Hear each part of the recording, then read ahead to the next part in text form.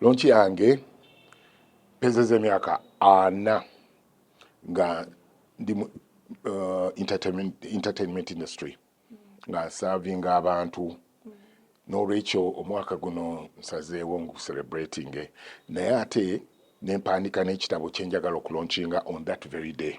Ekitabo kyange bakita the 5 P's, Dr. Bbosa's 5 P's. The 5 P's manyi buli omuntu ayagala okwebuuza nti 5 P's eziriwo ezo. That is my iconic formula gye nkozeseza mu bulamu bwange entuusizza wano wentuuse. The 5 P's are prayer, persistence, positivity, tewenyoma, okulemerako persistence, then patience, obugumiikiriza, ne passion, to love what you're doing. When you use those 5 P's in life, you can never go wrong. Abamu kumwe mbalaba wano, it is because of passion. I mean, faces kati, actually, faces zen everyone. The faces zentero okulaba always, ngazi interviewing, ngazi kola and so on. That is passion. And that makes me happy because mujja shooting up. When you put in patience, mujja genda, sirowooza nti we mwatandikira ate we muli mwebenda bawano. Mujja kugenda ate mweyongere okushootinga. So, my book is an autobiography ekwata ku bulamu bwange naye nga nnyingizaamu those 5 P's ezibaddewo. Nsuubira nti ekitabo kino kijja kusobola okuyamba ne mu masomero. Yes, kukozi curriculum yaffe empya.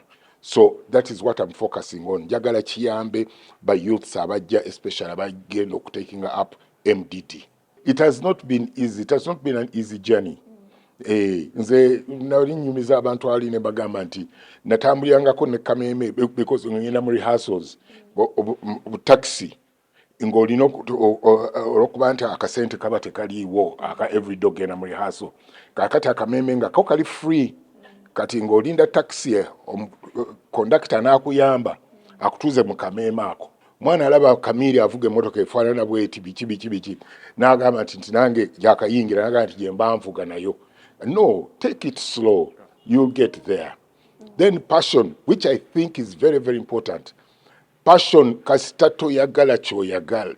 N'obanga okikola bulungi nnyo naye nga tokiyinaamu kwagala. Passion betrays you.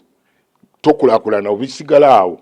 All of Africa Music Instruments Awards Season 3 era yaliwo twalina Season 1 yaliwo mu 2014, Season 2 yaliwo 2017.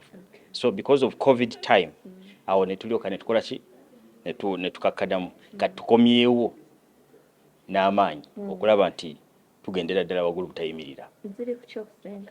Ziri ku abebivuga abakubi b'ebivuga buli kivuga oba instrumentalists and all the culture traditional and western bonna bagenda kubeerawo then n'abayina amaloboozi si bino byokugamba nti ogenda mu studio ne bakuwa autotune.